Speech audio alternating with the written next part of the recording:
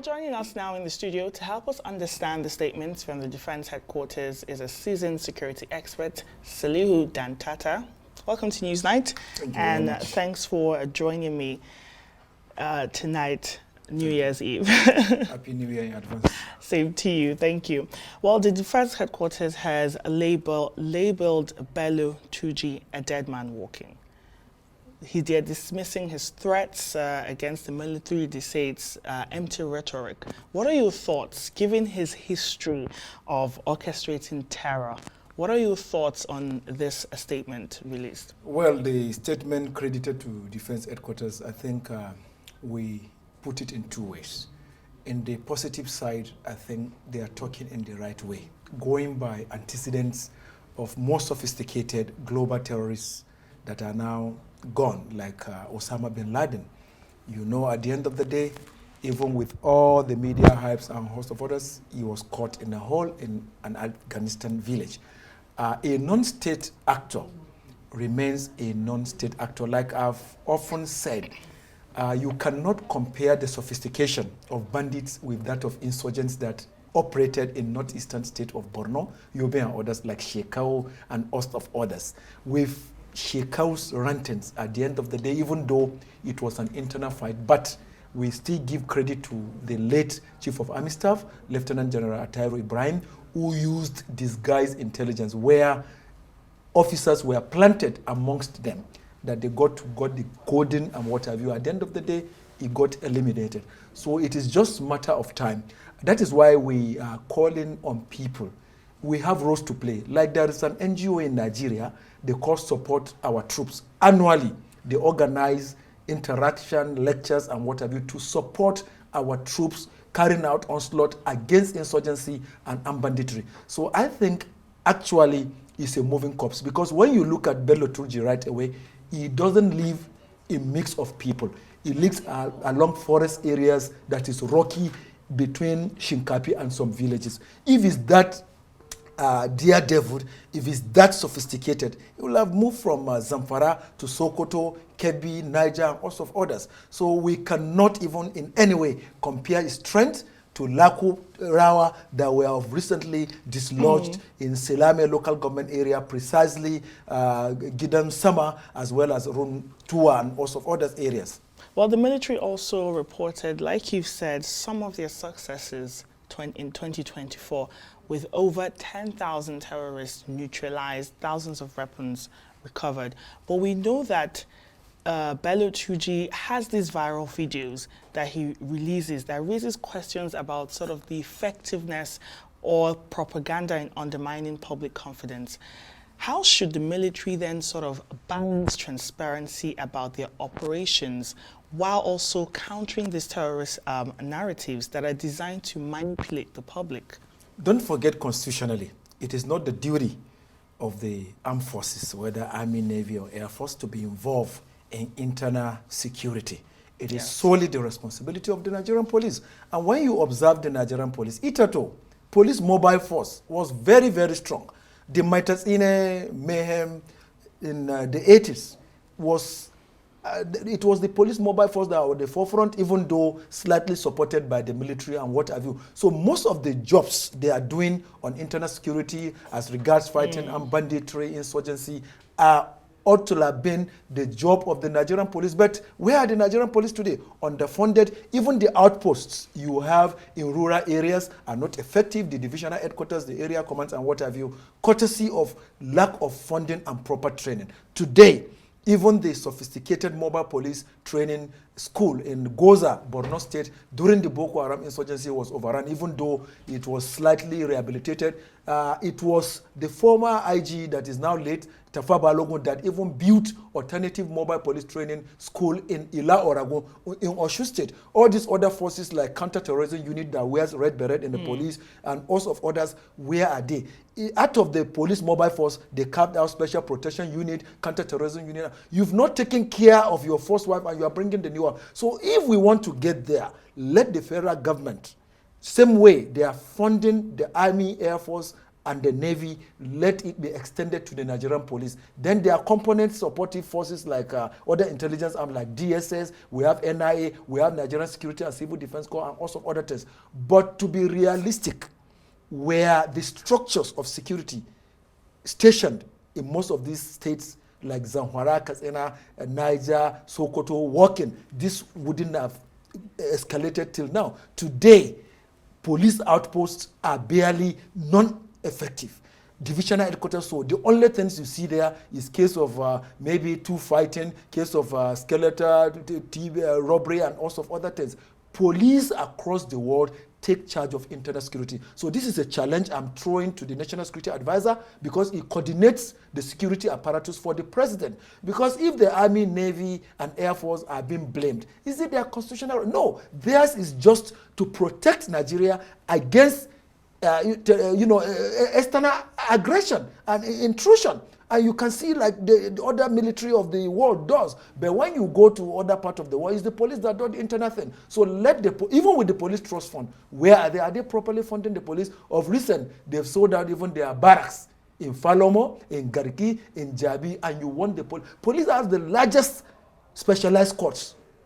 We have the police mobile force, counter-terrorism unit, you have the special protection unit, you have the IGP monitoring intelligence response team, you have special tactical squad, you have marine police, you have border police, you have all of them. What is their effectiveness? So it is high time they are adequately funded so that the military will go and rest. Tomorrow, God forbid, if any of these smaller countries like Niger or Chad charges for Nigeria with the weakening of their strength on skeletal, armed banditry, insurgency, where will they get the sophistication? So what you're saying is we need the police to be effective, to be funded, so that the Nigerian army can go back to their original call of duty. Absolutely. But when we look at regions like Zamfara, where Turji really still sort of has influence, you also look at community trust, and this can hinder the goal that they're trying to achieve. So how can we deal with that community trust? Because we know that that is a major problem when it comes to dealing with terrorists in regions like that. Don't forget it happened in Borno State at the behest of insurgency, where you got able-bodied youths in the form of civilian joint task force, because they knew the terrain. They needed to guide the 7th Division, the Joint Task Force, as well as the other operational units of the Army, Air Force, Police, and also of others. And they gathered victory and they recorded success and also of others. But that OI, which is ownership involvement, that is involvement of the community where this armed banditry takes place, where these bandits to live, is lacking in Zamfara particularly. Politics in Zamfara is involved, because a lot of their high echelons are involved. Don't forget the history of how people like Bello Turji came to be. They were hired to come and be guarding the illegal gold mining spots. Later, when they saw the kind of thing in it, the arms they equipped them with, they started turning against the illegal miners. That is the history of it. So a lot of politicians are involved in it, retired officers are involved in it, traditional rulers. At a time, during the Bello Mutawale administration as governor there were certain emirs that were deposed. So the OI in Zamfara is lacking. But what needed to be done is, since they have Governor Lawal Dere, who is down to heart and trying to send some measures, they need to enlighten their people to know what is right, when, and how. Because without security, you cannot have education, health care, you can't have any dividends of democracy. So that is what His Excellency the Governor, even though he has a limitation as Chief Security Officer of the state, needs to do.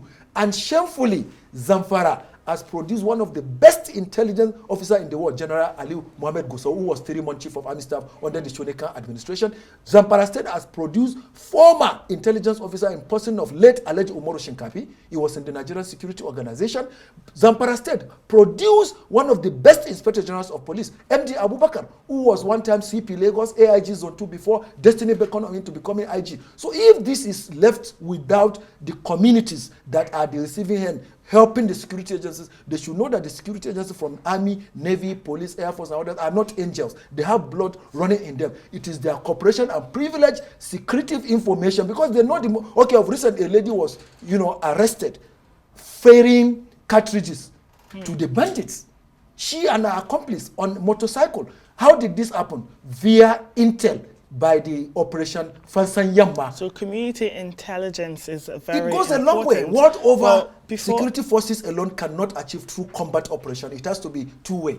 Well, before I let you go, let's quickly talk about diplomacy, regional security. We just, you were here when I was talking about the foreign minister's statement, basically highlighting Nigeria's commitment to dialogue, mutual respect when it comes to unity with Niger. But you also have on the other side those accusations that were levied against Nigeria. What are your thoughts on this sort of cross-border militancy, diplomacy or dialogue with Nigeria and Niger? Don't forget, there is existence of a multinational task force made up of gendarmes of Niger, Chad, and some West African countries. But at the takeover by the military junta of Colonel Chiani, those things stopped because Asiwaju Ahmed Bola Tinubu, as democratically elected president and also chairman of ECOWAS, saw military takeover in Niger to be obsolete and not in tandem with world order. That created fiction and sowed seed of discord between Chiani and Asiwaju Ahmed Bola Tinubu. And of recent, you can see the allegations where he alleged that the president is aiding France. If you look at it, rather than or other than the president through the chief of defense staff and other top governments coming to blast the head of state of Niger, as a father, when your child goof, what you need to do is to behave more maturely. So Nigeria is a giant in the sun. Don't forget, we contributed to stability of peace and democracy in Liberia, Sierra Leone. Since 1956, we've contributed to Congo. So what more of Niger? So other than trading words between Nigerian security officials and those of Niger, is for us to, even if it warrants, going to him and said, Chiani, it is not what you think. Our president visit to France is not for him to come and allow, command of French gendarmes in Nigeria, because after all, you hosted them from your country. Burkina Faso too did, Mali too did, Guinea too did. Why should Nigeria and Anglophone? Don't forget, we are Anglophone country, colonized by the British. So these are, Francophone countries colonized by France, and they evicted French African command from their countries. So I think the president also gave room for this, because why even visiting Paris? No matter what, you watch the terrain. Well, Nigeria they've denied those accusations, and they've made it known that they're open to diplomacy and dialogue with Niger. That will go a long way as a father of Africa, father and mother, because a lot of African countries look forward to Nigeria as the lender of their last resort. All right, that's a good place to leave it. Thank you so much, Aselihu Dantata, for joining us on Newsnight, a security expert.